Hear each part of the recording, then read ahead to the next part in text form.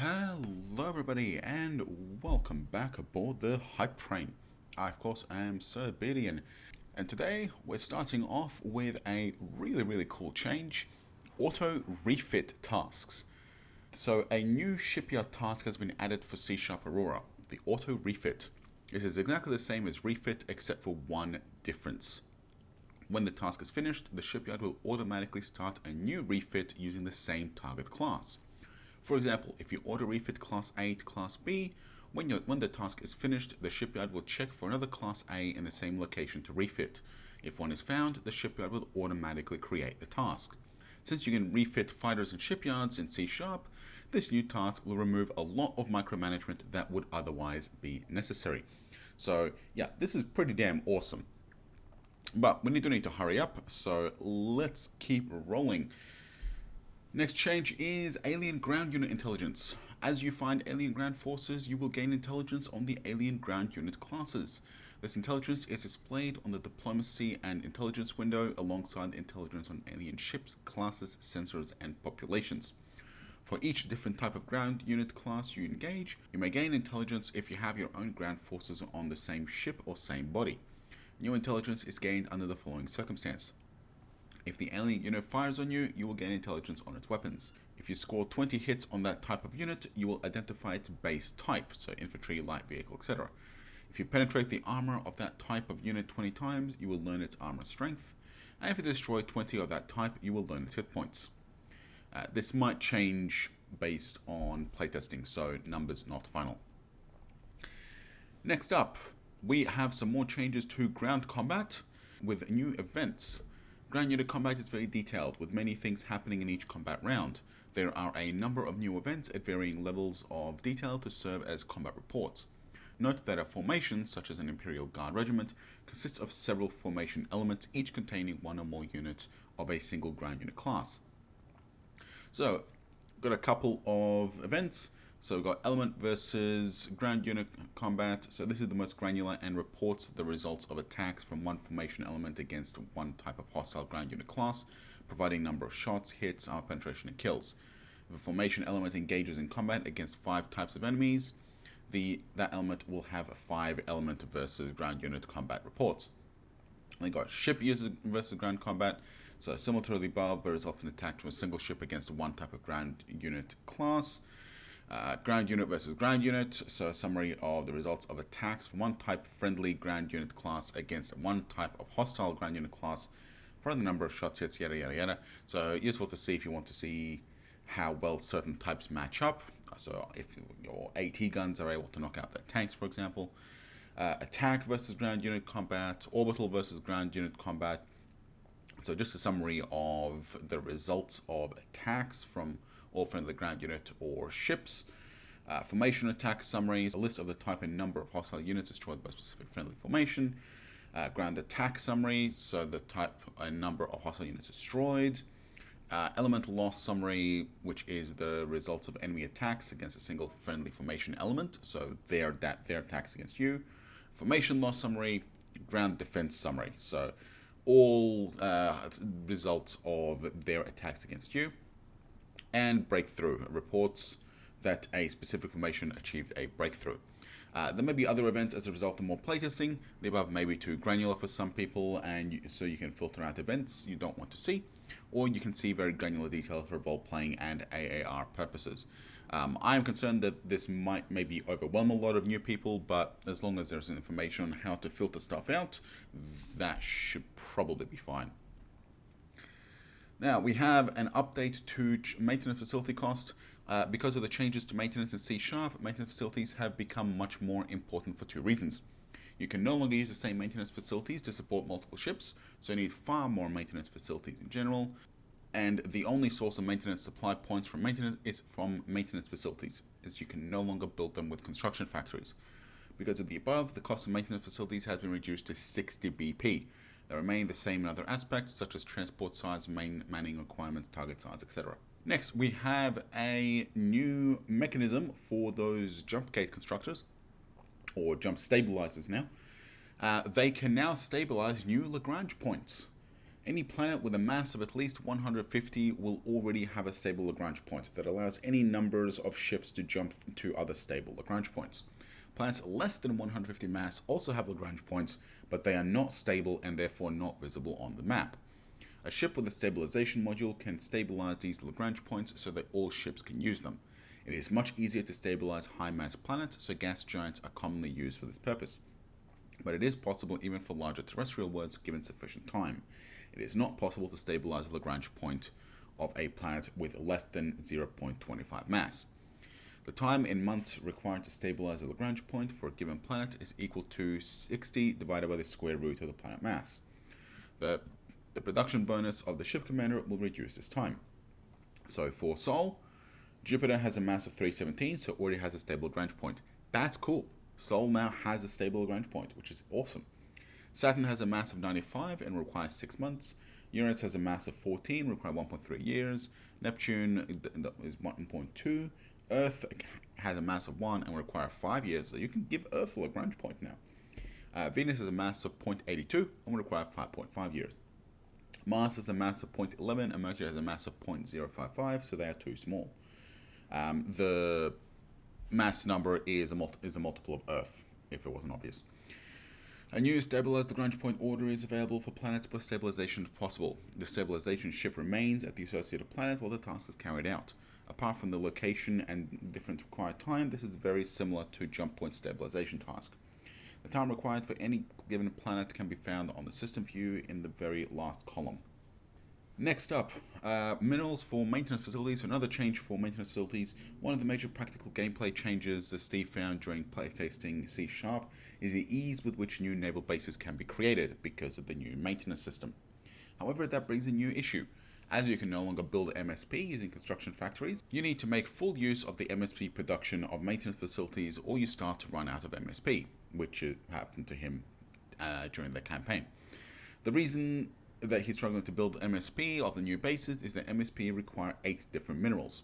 One MSP costs 0.25 BP and requires the following minerals: thorium, neutronium, titanium, boronite, macassium, iridium, corundum, and gallicite in various quantities. There is a lot of micromanagement required in either mining these minerals locally or moving them manually. And I think it's probably easier to remember which ones you don't need than which ones you do. Therefore, for gameplay reasons and sanity, Steve's the number of minerals has been reduced. All ship components subject to maintenance for all military ships in current game, including AI, were summed up to determine the most common minerals. Thorium and gallicite were about the same. Iridium was about half of those, and everything else is much lower, around 1/6 or less of thorium. Therefore, MSP has been changed to 0.1 thorium, 0.05 iridium, and 0.1 gallicite. This is much easier to remember and more reflective of reality. While that does increase overall uranium consumption a little, the buildings have also been changed around a little bit to require less uranium, which will have a separate post later on. Moving right along, there have been a few additions and changes for planetary installations, including changes to mineral requirements. So, as of September 14, 2019, here is a table of the current numbers. So I'm not going to read them out because we are pressed for time. So you can pause and read through, or go to the forums and read through there. Next, we have a very nice quality of life change. When a wreck is salvaged in VB6, the recovered minerals and components go to freighters in the same fleet as a salvage ship. In C#, the same is true. However, if the wreck is in orbit of a population from the same race as the salvage ship, there are no freighters available, and either a ship in the salvage fleet or the population has cargo shuttles. The recovered minerals and components are added to the population stockpile. So that way, I mean, I'm not really sure how often you're going to have wrecks in orbit of a population that you control. But I suppose if somebody blows up your space station, you don't need a freighter to salvage it. Though, yeah, this seems very situational, but cool. Next, interrupts. In VB6, the game interrupts if you have weapons set to fire and no valid targets. It also interrupts when charging is complete for weapons set to fire, even if nothing is in range. For anybody who has played a beam game, you'll know that during the closing in phase, this can get really fucking annoying. For C Sharp, the game checks to see if the target exists and is in range for each individual fire control. If not, there is no interrupt. Instead, you get a single event message per ship stating that ship is trying to fire on a target that is out of range or doesn't exist, but the increment otherwise happens normally. This means you can set all your weapons up and assign targets while well out of range. Increments will proceed normally until you are within range, at which point the weapon will start firing. Hey Steve, I might suggest that instead of a single event message per ship, it might be worthwhile a single message within just a list of names and locations. That seems like it would be a lot more reasonable, because you don't want like 300 fighters sending 300 messages.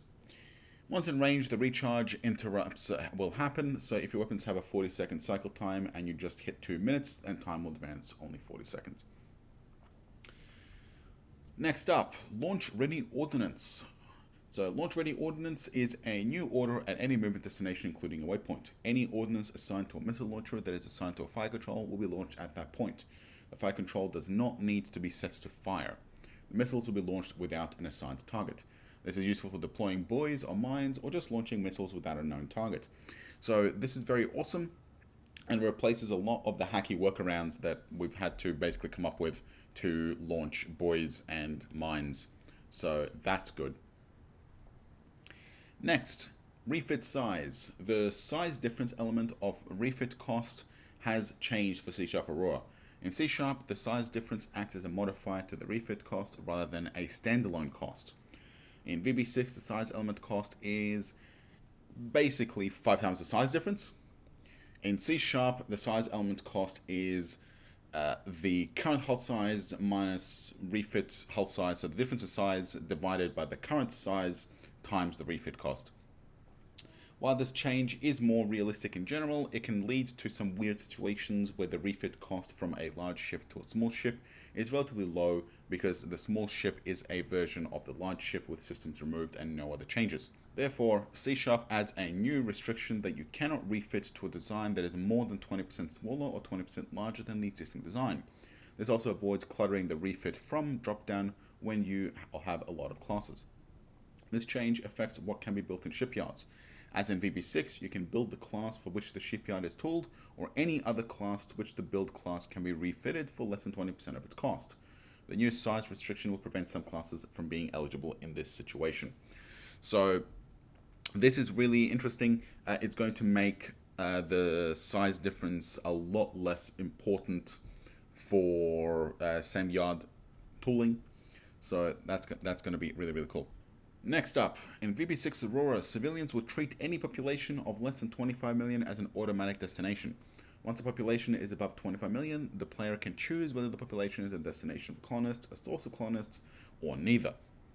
For C#, the population level at which the player can intervene has changed to the lower of 10 million, or half the capacity of the system body. Since the jump point generation changes in the later version of VB6, the universe is more stretched out, so populations are much slower to reach the 25 million mark. There's also been some changes to the population at which all trade goods become available to 10 million, down from 20 million.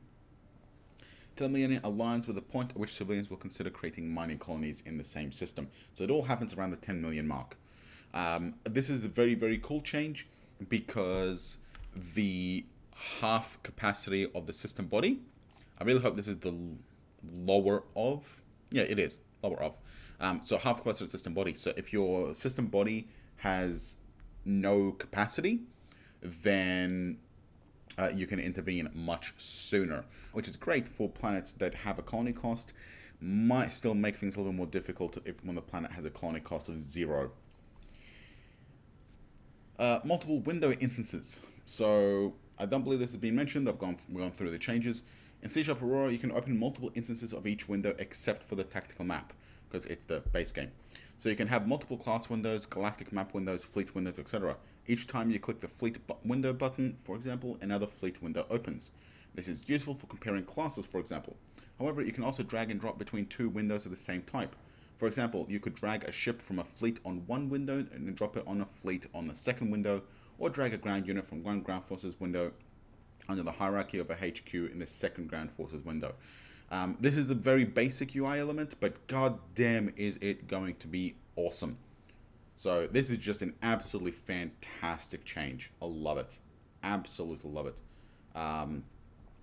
This is going to give you a lot more flexibility, and unfortunately it's going to end up with people having 6 screens. So, you know, yeah, fun times. Next, we have a change. There's purely to AARs.